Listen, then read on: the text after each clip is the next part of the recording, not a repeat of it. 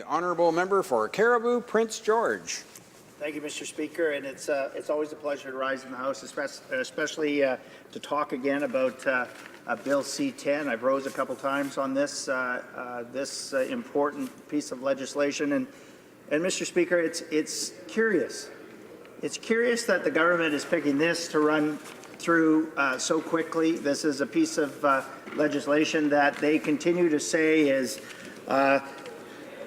for the best interest of Air Canada, to keep Air Canada competitive, and they talk about it's the official opposition and the opposition's war on the aerospace industry because we're opposing this rush through. Mr. Speaker, they talk about their aerospace strategy, and really the floor on the number of jobs in each province that C-10 impact is one, or that they guarantee is one. And it doesn't specify the nature of work that has to be done, only that, so line maintenance could and probably does apply. So it's interesting that they talk about their aerospace strategy. And, Mr. Speaker, it should also be noted that they also talked a lot about their centres of excellence that Air Canada will be building. And it is critical for members of this House and for those Canadians that are listening to understand that if this law is changed today, there will be no incentive for Air Canada to remain at the table to negotiate with the governments of Quebec and Manitoba, whether for this piece of legislation or for the Centre of Excellence and the jobs that are associated with it, and that this government is talking about riding in on their white horse and saving the day for the aerospace industry. And Mr. Speaker, the Deputy Premier of Manitoba was equally clear just recently, and when she said the federal government's approach to Bill C-10, simply put, is jumping the gun. Bill C-10 is being rushed through the process before the necessary specific investments and binding commitments by federal government and Air Canada have been secured. And Mr. Speaker, it's interesting that the member from Winnipeg North said that the Conservative Party did nothing, and they've come in on the white horse and they're saving the day, Mr. Speaker. They are saving the day for the aerospace industry.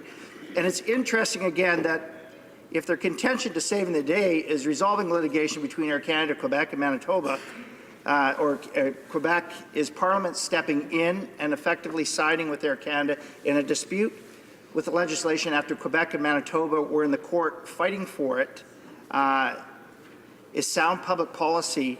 I guess we know what lengths the Liberal Party will go to help out its friends. It's really interesting, Mr. Speaker, and I've sat through every debate. Obviously, with my background, it's something that I'm very keenly interested in. And again, there have been a great debate, healthy debate from all sides.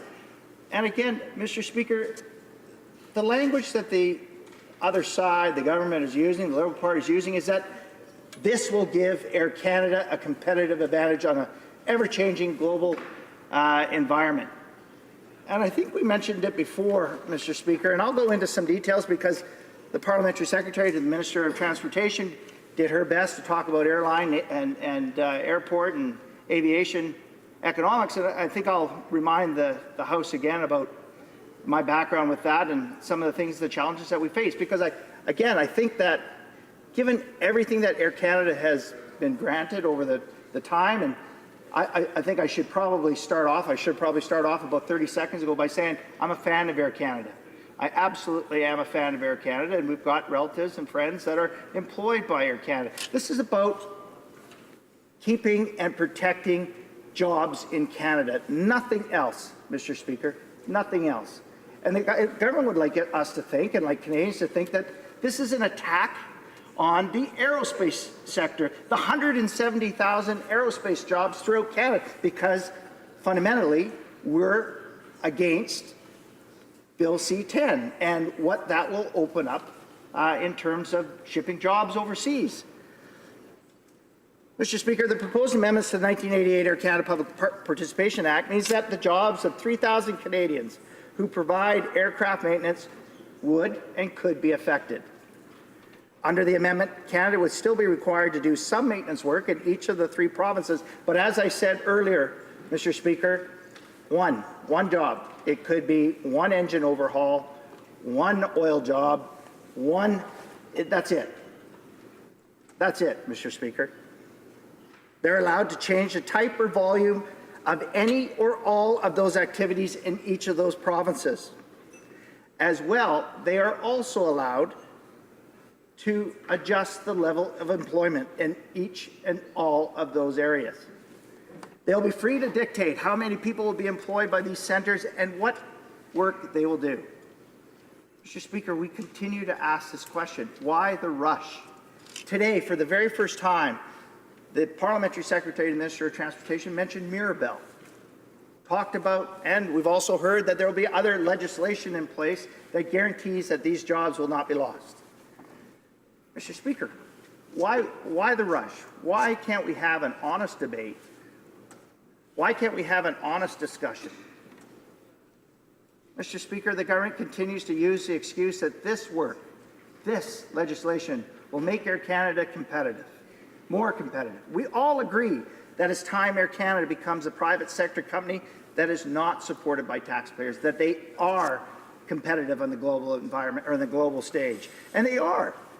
But we also agree that all of Canada's aviation, aerospace, airline, they all should receive the same type of treatment. We should create an environment where Canada as a whole can compete, can be competitive, regardless of whether you're Air Canada or Pacific Coastal. A level playing field, Mr. Speaker, and it doesn't have to come at the expense of high-quality, well-paying jobs of Canadians. Mr. Speaker, I've spent 20 years in aviation, and I am aware firsthand of the challenges that our Canadian aviation sector face, both airport, airline, and the regulatory impediments that we face.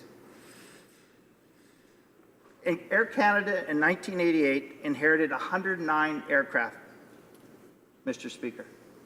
They came hat in hand to the Government of Canada, and they asked for some support, some help. They are the largest airline in the country, and they are an important international player in the sector. They have 28,000 employees. They go to 180 destinations worldwide on 5 continents, 60 Canadian, 49 US, 72 international. It is because of the government support or the support of Government Canada over the years and the taxpayer support over the years that Air Canada is a global international player, that they are one of the top carriers in the world. Today, Air Canada is the largest tenant at nearly every major airport in this country, with the exception of Calgary and Billy Bishop Toronto City Airport, which we have debated before. Mr. Speaker, Air Canada has significant influence over each airport's operations and access to the best landing slots in all of our major airports. They have that competitive advantage. We welcome the original intent of the Air Canada Public Participation Act when it was introduced in 1988.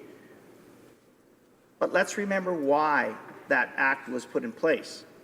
The act put in place clear conditions to ensure that all of the support Air Canada had received from the Government of Canada to turn it into a profitable Crown corporation was not lost, to protect Canadian taxpayers, Mr. Speaker.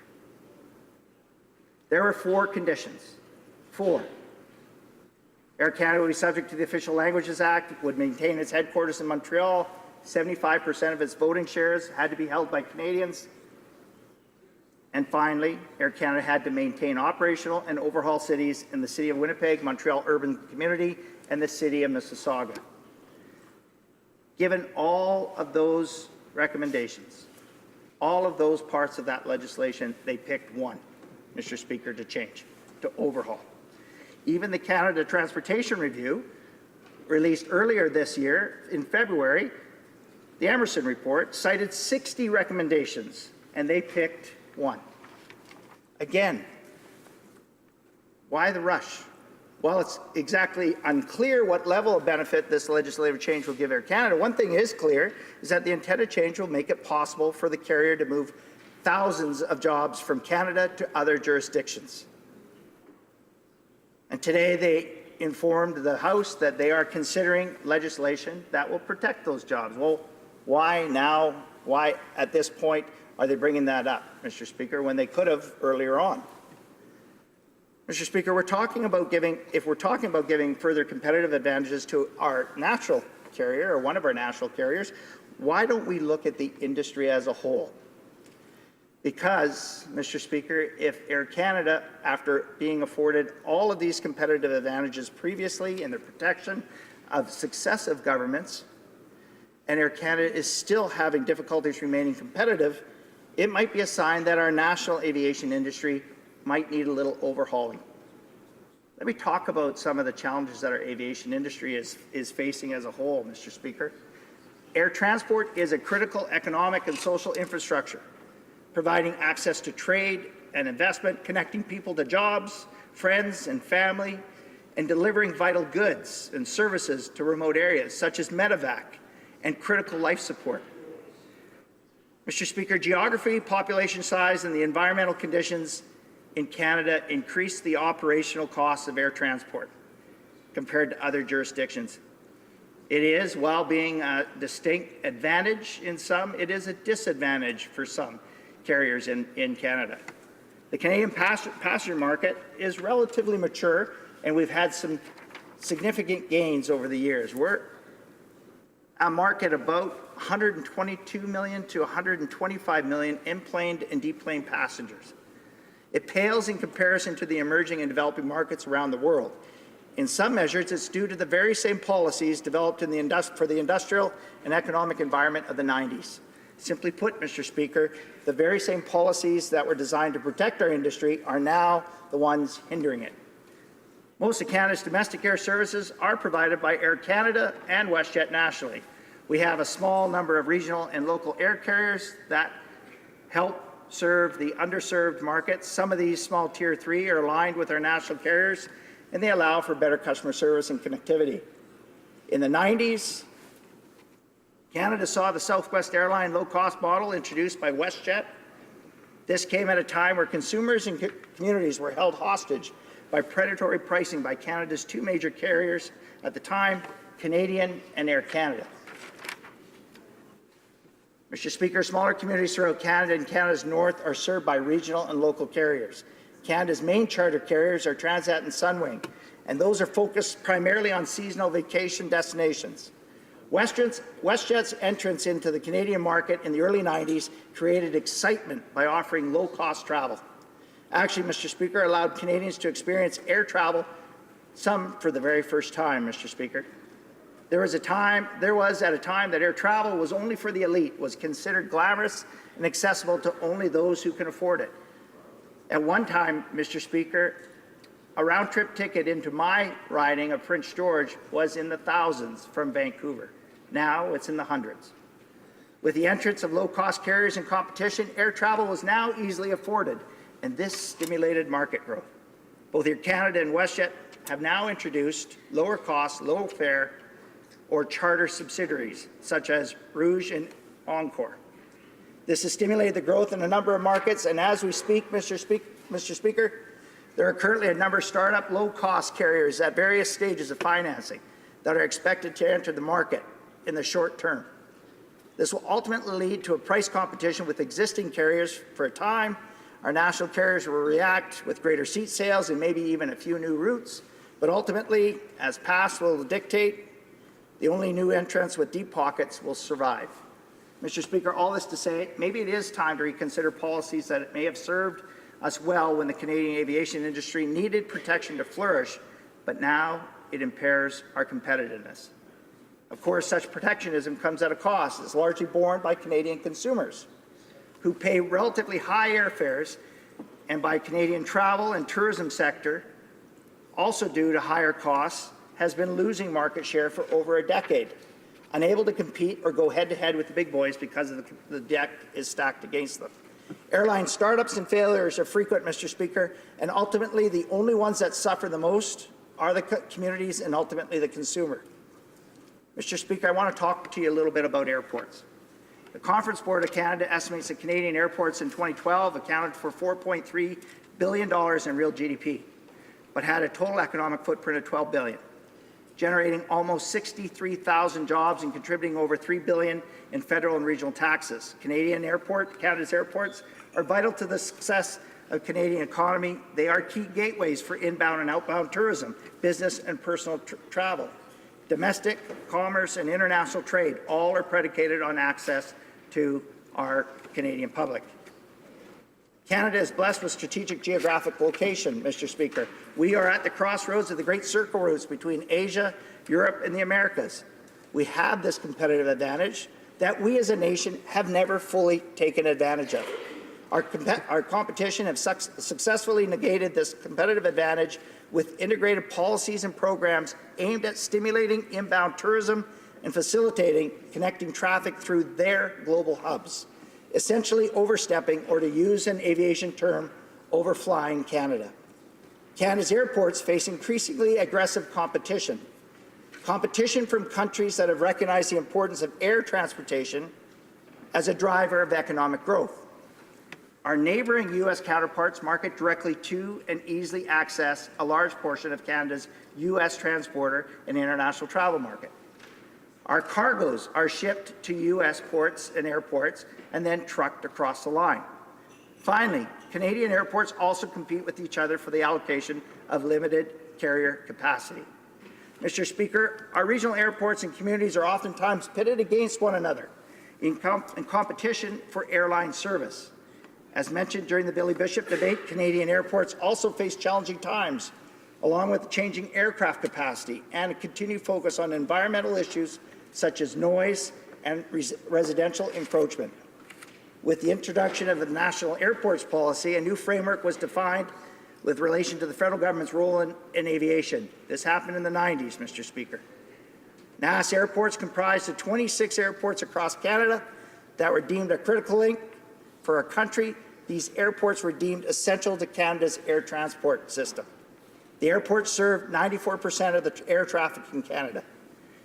And the airports were transferred under lease to the airport authorities and, in some cases, municipalities.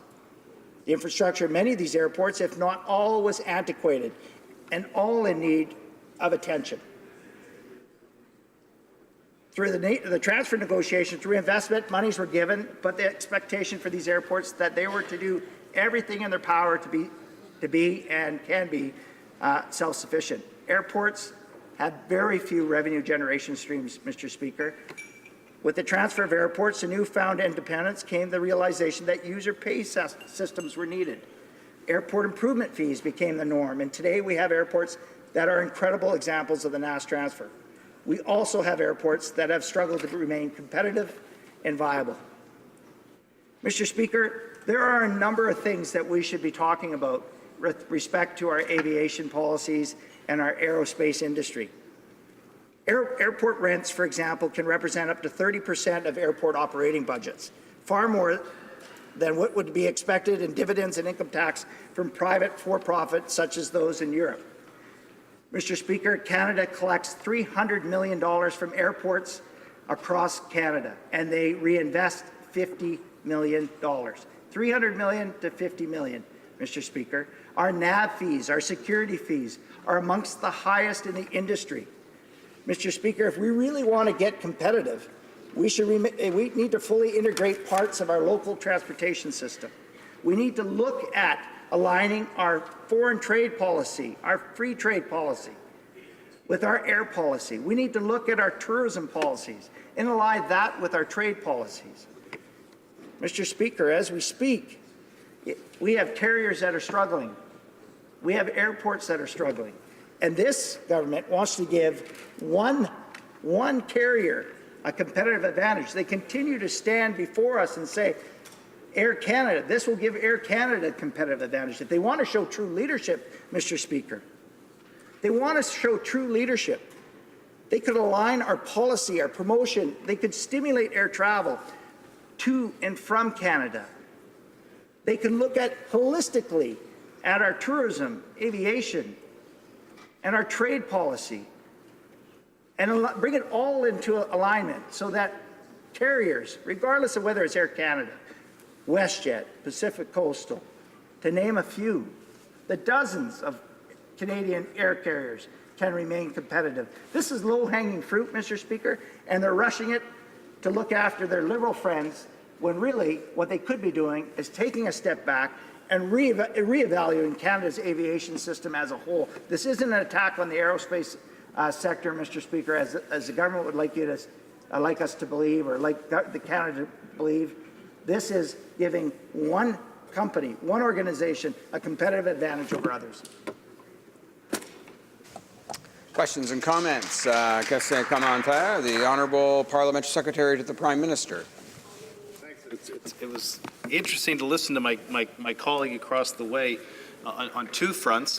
One, the arguments that he made, very strong arguments that legislation can in fact protect good-paying jobs, and that legislation can in fact, and government interaction can in fact generate growth in the employment sector. But what I'd like him to comment on or reflect on, the previous Conservative government carriage of this file.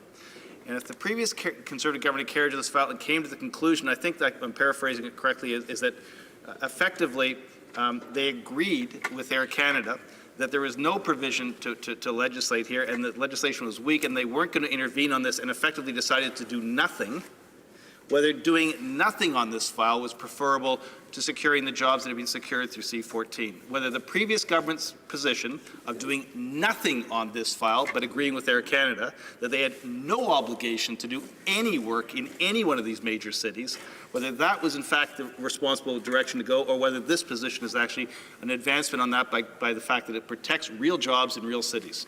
Honourable Member for Caribou, Prince George. Thank you, Mr. Speaker. Well, Mr. Speaker, again, I'm part of this Parliament, and the Liberal Party, they like to point fingers and say, well, it was this government that didn't do this, and these guys didn't do this. And the reality is, Mr. Speaker, they're the ones that have been campaigning on open and transparent ways, and instead what they're doing is muddying and collusion with third parties and making sure that their friends are looked after, Mr. Speaker. It was our government, Mr. Speaker, that legislated the Back to Work legislation that protected Air Canada in 2012. It was our government that told Air Canada that this was before the courts and that they should be fighting their battles to make sure that this was done the right way, that we did not want to interfere with the courts. Question commentaire. Questions and comments. La députée de Saint-Hyacinthe-Bagotte. Monsieur le Président, aujourd'hui, plusieurs députés qui ont pris la parole ont souligné le fait d'être avocat. Je ne le suis pas.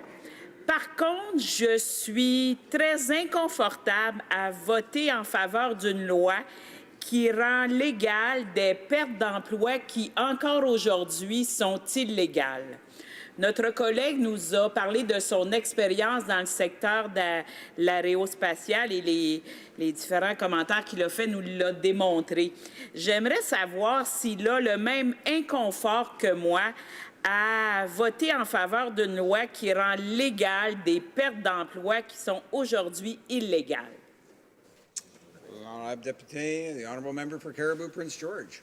Mr. Speaker, I am ever increasing. I was leery about the government before, and I'm growing increasingly more and more leery as we go.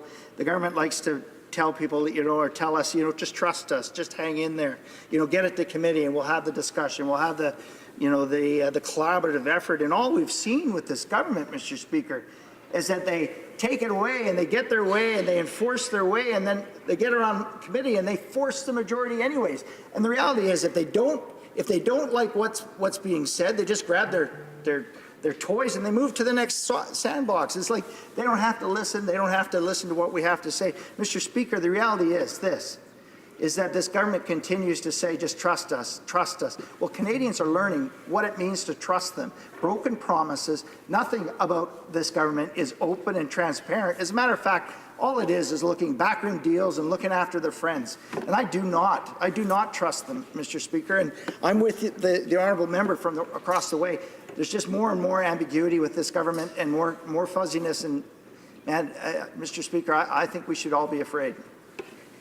Questions and comments. Question commentaire. The Honourable Member for Sherwood Park, Fort Saskatchewan.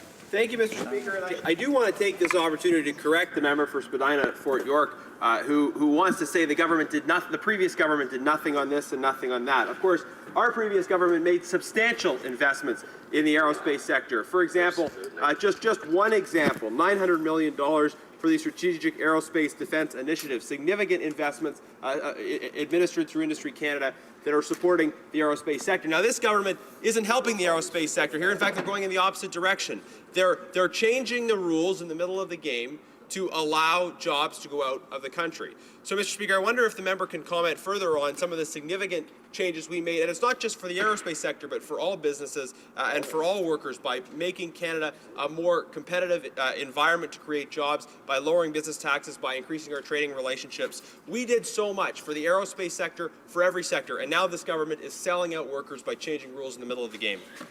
Member for Caribou, Prince George. Well, I thank my honourable colleague for that question. You know, Mr. Speaker, again, coming from the aviation sector, you know, this government, our Conservative government, we're the ones that invested in our ports and airports. They recognize the importance of trade. They recognize the importance of our supply chain and our transportation networks and the significant investments in whether it's the Asia-Pacific Gateway and the marketing program, marketing our Western provinces and Canada as a whole into one of the fastest growing markets in the world, or was it the introduction of 46, Mr. Speaker, 46 trade agreements to 3 previous from the previous government.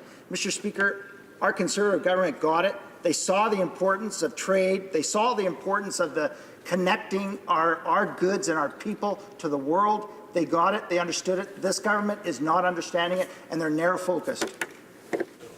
Questions and comments. The honourable member for Saanich Gulf Islands. Thank you, Mr. Speaker. It's an odd experience to be in this place, and I have a new friend in the member for Prince George. We actually have found mutual friends. We are friends. But he wasn't here in the 41st Parliament, and it's hard for me because I don't like C-10, but it's hard to sit and listen to accolades for a previous government that so disrespected Parliament, that showed such contempt for democracy, that on a daily way did violence to the things I hold dear. So I just needed to stand and make the comment that it's not something that, even as I oppose C-10, I continue to rejoice that the people I see across the way are trying to do better. For Caribou, Prince George. Well, I don't know what to... Mr. Speaker, I don't know what to say to that. Mr. Speaker, as with our honourable colleague from the Green Party, the leader of the Green Party, I have deep respect for all members of this House. And indeed, I came here with an open mind, Mr. Speaker. I came here with the hope that we would be able to work collaboratively and we would be able to make a difference, Mr. Speaker. But what we've seen with this government and the folks across the way, Mr. Speaker, is indeed going back to their previous government that is not about open and transparent. It is more about looking after their friends and not Canadians. Mr. Speaker, it is disappointing. I look across the way every day. I see so much hope, Mr. Speaker, and all I see is despair. Questions and comments. The honourable member for Mount Royal. Thank you, so much, Mr. Speaker. And believe me, while I much appreciate the comments of my honourable friend from Caribou, Prince George, I certainly don't feel any despair. I listened very attentively to a lot of the different arguments that have been made, including those from my colleague from Sherwood Park, Fort Saskatchewan, who I very much admire in terms of the way he portrays arguments. And I understand the concern that is expressed about security and jobs, 100% legal certainty, somewhat being whittled a bit. And that I do understand, and I understand that concern. But the honourable member was talking about creating parity, creating a level playing field, and how this law takes away a level playing field. And that, Mr. Speaker, I completely don't understand, because regardless of what you think about this law, and we can reasonably agree to differ, this law does create a level playing field. There is no other airline company in Canada that has the obligations put on it except for Air Canada, the way the Air Canada Public Participation Act does, to require that maintenance jobs be in one certain part of the country or in one location. Private airlines, other private airlines, because Air Canada is now a private airline, do not have that obligation. And yes, there's the argument that 28 years ago, when Air Canada was first established, became privatized, we imposed obligations because we gave them stock, et cetera, et cetera. But right now, that stock has been completely depreciated.